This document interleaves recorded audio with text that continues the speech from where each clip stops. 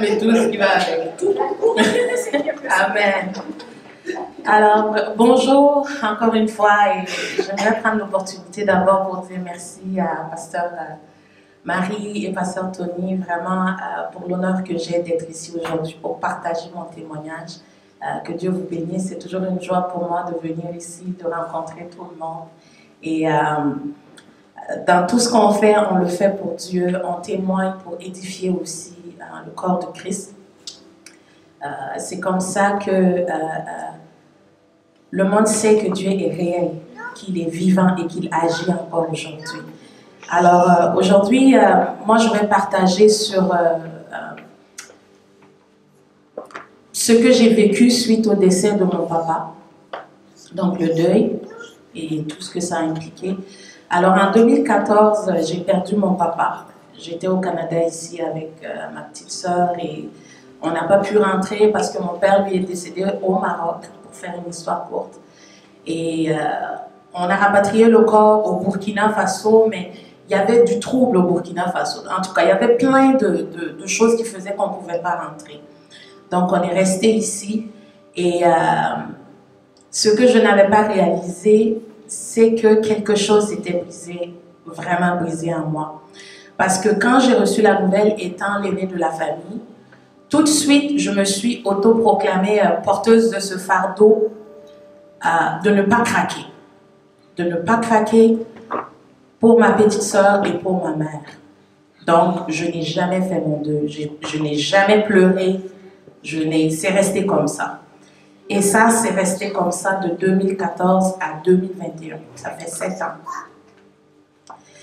Et on dit normalement, selon les études, que le deuil d'un parent, ça prend 1 année à 1 année et demie. Et moi, j'étais 7 ans dans cette phase. Donc, les différentes étapes du deuil qu'on connaît sont le choc et le déni, la colère, la résignation, la douleur et la tristesse, l'acceptation et la reconstruction. Moi, je suis restée dans la douleur et la tristesse pendant 7 ans. Pendant 7 ans.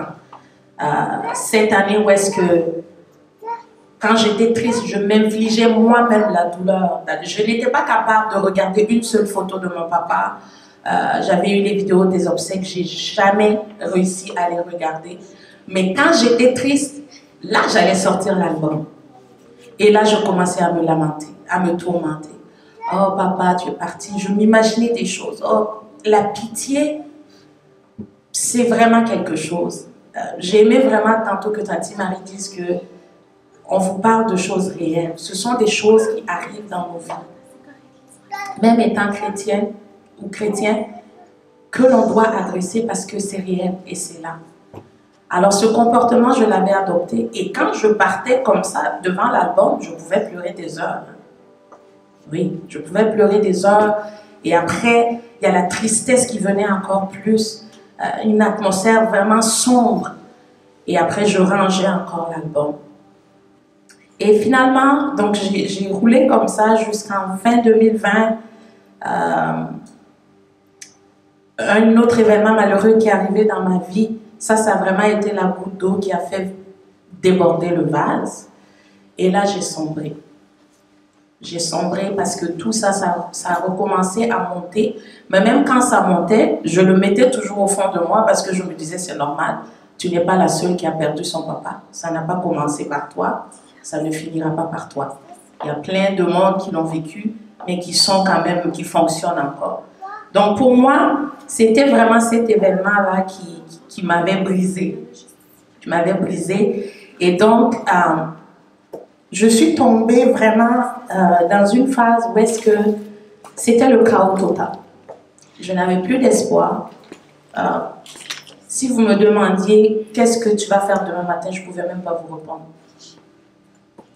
La joie s'était éteinte. J'étais perdue et impuissante, en colère d'être vulnérable parce que je priais, mais ça ne fonctionnait pas. Ça ne marchait pas.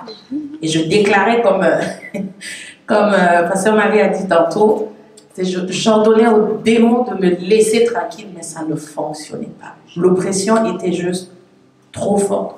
Pourquoi je parle d'oppression? Parce que quand on passe par des moments difficiles comme ça, des moments de détresse, de crainte et tout ça, on ouvre d'autres portes sans s'en rendre compte. Et ça devient des forteresses. Donc, au moment où je suis en train de me battre avec ça pour demander à Dieu de me libérer, c'est trop fort. Il y a juste trop de choses et je n'arrive pas à me départir. Donc, et la peur s'est installée. Vraiment, là, je suis dans ma quarantaine et quand j'ai vécu ça, j'étais à la fin trentaine. De toute ma vie, je n'ai jamais vécu une situation comme ça. Alors, quand elle dit qu'on va tous passer par des périodes d'adversité, tant qu'on est vivant, on va en passer. Mais la bonne nouvelle, c'est que Dieu est avec nous. Et que si on lui fait confiance, on est toujours victorieux. La peur s'est installée. J'avais des peurs non fondées. Je ne pouvais plus rester seule chez moi. Je sentais des présences. J'entendais des voix. Les terreurs nocturnes, les cauchemars, j'en passe. La concentration, c'était devenu terrible. Et pour vous dire à quel point c'était grave, c'est qu'à partir de 20h, dès qu'il était 20h, je fermais la porte de ma chambre. Je mettais un rideau par-dessus la porte de ma chambre. Et dans ma chambre, je m'arrangeais pour avoir un pot dans lequel je pouvais faire mes besoins. Je m'arrangeais, si j'ai besoin d'eau, j'ai ma bouteille d'eau. Je ne sortais pas de la chambre jusqu'au lendemain quand il fait jour. Pourquoi? Parce que j'avais peur du noir, des ténèbres. Et c'était comme ça pendant des années. Puis, vu que la nuit, je ne dormais pas, j'essayais de dormir le matin. Merci Seigneur, parce que cette année-là, en 2020, il y avait le télétravail. Et les gens étaient dans leur histoire de Covid, mais moi, j'étais vraiment dans un autre... C'était autre chose. Là. Je n'ai même pas senti le Covid, pour vous dire. Et je suis couchée dans mon lit, et puis je dis, Seigneur, qu'est-ce que je vais faire? Je vais retourner au pays, je vais ramasser mes affaires, je vais rentrer. Ma mère me manquait beaucoup. Elle m'a jamais beaucoup manqué comme ça. Et Dieu m'a mis à cœur d'appeler une famille que j'aime beaucoup, je respecte beaucoup, je les honore et je ne me gêne pas de dire leur nom quand ils sont là. La famille de tonton Marcel, tante Nana. Dieu a dit, appelle-les. J'ai résisté un peu, mais le Saint-Esprit ne me lâchait pas. Je les ai appelés. J'ai parlé à ma tante. Je lui ai dit, ça ne va pas. Voici ce que je vis et tout. Ils m'ont écouté. J'ai demandé, est-ce que je peux venir chez vous? Ils m'ont dit, oui, viens. Ils m'ont accueilli sans jugement, avec amour. Pendant 2 semaines, j'étais dans une atmosphère de prière, de louange. Une atmosphère où est-ce que je n'avais même pas le temps de m'asseoir et puis penser, vous savez, à autre chose. Parce qu'on lisait la parole, parce qu'on priait, parce qu'on partageait, parce qu'on riait. J'ai retrouvé cette ambiance familiale. Ils se sont occupés de moi comme mes propres parents l'auraient fait. Comme si j'étais leur propre enfant. Et quand Pasteur Marie disait tantôt qu'il est bon de s'entourer de bonnes personnes, c'est de ça qu'on parle.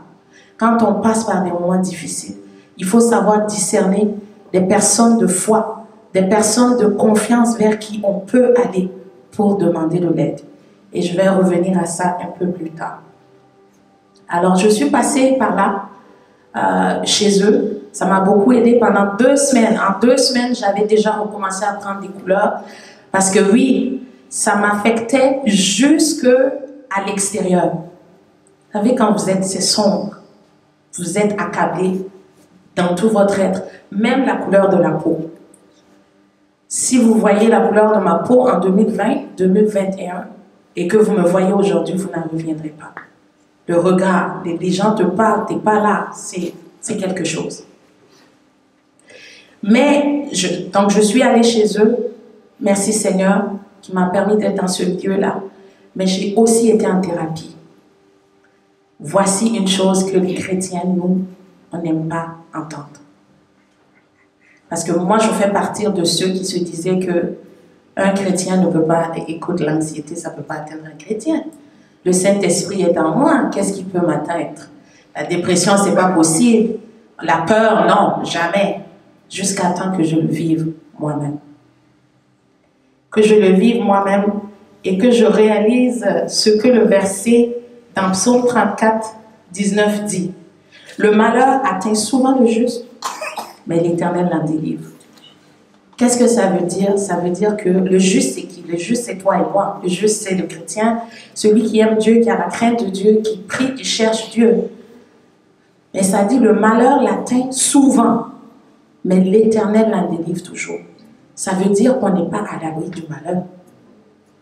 On n'est pas à l'abri de ces choses qu'on voit qui arrivent dans le monde. Les gens sont médicamentés et on juge, on ne comprend pas. Nous ne sommes pas à l'abri. Nous sommes bénis d'avoir Jésus-Christ qui peut nous libérer et nous sortir de ces situations. Voilà pourquoi je dis qu'il ne faut jamais juger. Quand on voit ces gens, des gens qui passent par le suicide et on les juge, vous ne savez pas. Quand vous êtes dans cette situation, si vous n'êtes pas bien entouré, si Jésus n'est pas dans votre vie, c'est très facile pour vous d'en finir avec votre vie. Très, très important de demeurer vraiment proche du Seigneur. Alors, en allant à cette thérapie par la prière à mon église, parce que c'est un ministère qui est établi, avec des personnes qui ont été établies par Dieu, qui ont l'onction de le faire. Le ministère de la délivrance, la puissance du Saint-Esprit, la parole de Dieu.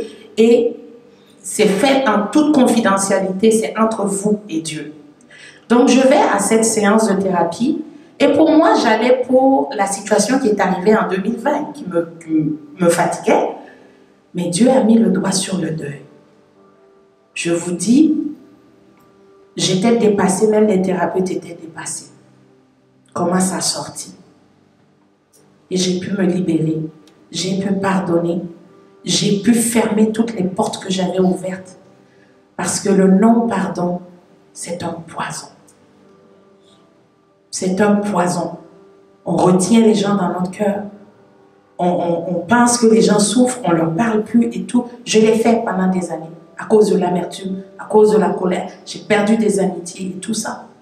Mais quand on a fermé ces portes et que j'ai appris maintenant à déclarer la parole de Dieu, hein? Parce que quand on ferme les portes, là c'est vide. Dieu a enlevé tout ce qui n'était pas bon. Mais il faut le remplir avec la présence de Dieu. Il faut le remplir avec la parole de Dieu. Parce que sinon, qu'est-ce que ça dit? Les pasteurs connaissent les versets, mais l'ennemi va revenir 7 fois plus fort. Et c'est là où on va dire, oh, mais tu as été délivré, qu'est-ce qui s'est passé? Parce qu'on n'a pas entretenu cette relation avec Dieu. Comme le pasteur disait tantôt, parce qu'on n'a pas demeuré dans sa présence. Je vous dis, il n'y a pas de miracle. Il faut bâtir une relation avec Dieu. Et ça, c'est toute notre vie. Tant qu'on n'est pas dans la présence de Dieu, tant qu'on ne passe pas du temps dans la louange, on ne passe pas du temps à lire la parole de Dieu, parce que la parole de Dieu nous fortifie. C'est là-dedans qu'on va voir que, oh, écoute, ce que je vis, ça n'a pas commencé aujourd'hui. Ça a commencé avant que Jésus ne vienne. Les gens étaient déjà tourmentés, accablés, et Dieu les délivrait. Jésus est venu, il a délivré encore. Il nous a laissé la parole, c'est pour nous fortifier. Alors ça, comme pasteur Marie disait, au sortir de cette thérapie et du temps que j'ai passé avec mon oncle et ma tante, c'est catégorique là. J'ai un temps que c'est Dieu et moi dans la journée. Et peu importe qui veut venir, qui veut faire, non, c'est moi et Dieu. Et ça m'a beaucoup fortifié. Je le continue encore. Est-ce que les pensées disparaissent complètement? Non, l'ennemi s'essaye tout le temps là. Une situation va arriver, un trigger, et là tu sens que ça veut te ramener. Non. Voici ce qui est écrit dans la parole de Dieu. Moi j'ai pardonné, j'ai relâché. L'Éternel est ma force et j'avance. C'est ça qui est arrivé avec Jésus. Vous vous rappelez Jésus dans le désert après les 40 jours de jeûne? Quand le diable est venu, il l'a tenté 3 fois. Et 3 fois, il a déclaré la parole de Dieu pour que finalement l'ennemi recule et regarde les anges de Dieu le servir. Alors Dieu est réel. Dieu est réel. Après avoir vécu ce que j'ai vécu, il n'y a personne qui peut me dire que Dieu n'existe pas. Il n'y a personne. Vous savez, des fois, je m'assois dans mon salon. Je repense et je pleure de joie et je dis, Seigneur, si ce n'était pas toi, je ne sais pas où est-ce que je serais aujourd'hui. Que je peux dormir en paix. Je peux me lever en paix. Vous imaginez avoir votre maison et ne pas être en paix. C'est Dieu. Que je peux faire mes choses en paix, te servir. Je suis reconnaissante à Dieu pour qui je suis aujourd'hui et pour ce qu'il a fait dans ma vie. Et je prie vraiment, je ne suis pas là pour parler, pour prouver d'où je viens, qu'est-ce que Dieu a fait, ou si je suis privilégiée. Non, Dieu est un Dieu de grâce. Et il désire le faire pour chacun d'entre nous. Si vous passez par ces situations, je vous encourage à aller chercher de l'aide. Ce n'est pas une honte. Cherchez de l'aide auprès de personnes de confiance. Parlez, demandez de l'aide, demandez de la prière. Allez-y en thérapie. Il n'y a pas de thérapie à l'église, vous n'êtes pas confortable. Allez-y dans le séculier. On travaille avec les gens du séculier. Les médecins sont dans le séculier aussi. Dieu utilise qui il veut pour faire son travail dans nos vies. Donc, en allant, si tu veux voir un psychologue dans le séculier, tu veux voir un psychiatre, vas-y et dis, Seigneur, je te fais confiance. On veut te médicamenter, si tu en es arrivé là, vas-y, fais confiance à Dieu. Combien de personnes ont été médicamentées que Dieu a permis après qu'on enlève tout? Toute chose concourt au bien de ceux qui aiment l'Éternel. Et si c'est la phase par laquelle Dieu veut que tu passes pour se glorifier, vas-y, il le fera. Alors, de demander de l'aide, d'aller par la thérapie, de prier, d'instaurer cet hôtel de prière, de la présence de Dieu, où on passe du temps avec Dieu. C'est très, très important. Sinon, on n'y arrivera pas. Les pasteurs l'ont dit tantôt, les épreuves viennent tout le temps. Tous les jours, on en rencontre.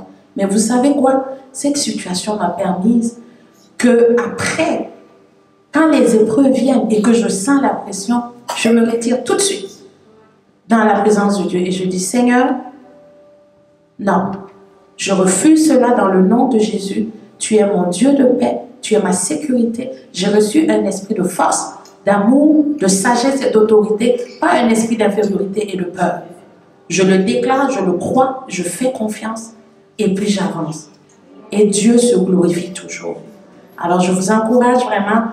Un verset qui m'a beaucoup soutenue quand je suis passée par ce moment, j'ai oublié mes lunettes et j'ai demandé à Do de le lire. 1 Pierre 5. Non, merci. 1 Pierre 5, 10. Ok, 1 Pierre 5, 10 dit ceci, j'ai la version parole de vie. Vos souffrances vont durer un certain temps, mais Dieu qui nous aime tant vous a appelé à participer à sa gloire sans fin en étant unis au Christ. Alors il va vous rendre parfait, solide et fort, et on ne pourra plus vous faire tomber. Amen. C'est un verset que je lisais tous les jours, ça me faisait mal. Parce que je voyais un peu de temps et je me dis, oh, dans une semaine, ça va aller. Non, c'est un processus. Le temps de Dieu n'est pas le nôtre, mais on fait confiance à Dieu, on continue d'avancer. Aujourd'hui, je me suis relevée et vous savez quoi? Cette épreuve m'a permis de me prendre au sérieux et de commencer mon ministère très sérieusement. Oui, je me suis rapprochée de Dieu et là, je suis lancée dans mon ministère et je prie vraiment que l'appel qu'il a mis sur ma vie puisse impacter beaucoup d'autres au travers de ce que j'ai traversé avec lui. J'avais aussi les versets Philippiens 4, 7 que les deux pasteurs ont mentionnés et Ésaïe 26, 3. Ésaïe 26, 3 dit ceci. À celui qui est ferme dans ses sentiments, tu assures la paix parce qu'il se confie en toi. Alors, j'ai terminé. Je crois que j'ai beaucoup parlé. Non. Mais je voulais aussi vous présenter. J'ai écrit un livre justement où j'explique vraiment mon témoignage de long en large, qu'est-ce que j'ai fait et tout. Ça s'intitule « Se relever après la perte d'un parent ». Alors, j'ai fait des signets comme ça. Pour vous, il y en a en avant, ou si vous voulez me voir à la fin pour en avoir. En arrière, ici, vous avez les codes QR. Comme on est rendu trop technologique, c'est un e-book. Alors, avec votre téléphone, votre appareil photo, merci, vous pouvez scanner le petit code QR en arrière. Ça va vous amener directement sur Amazon, où le livre se trouve. Et je suis aussi artiste musicale. Donc, j'ai 3 singles à mon compte en ce moment.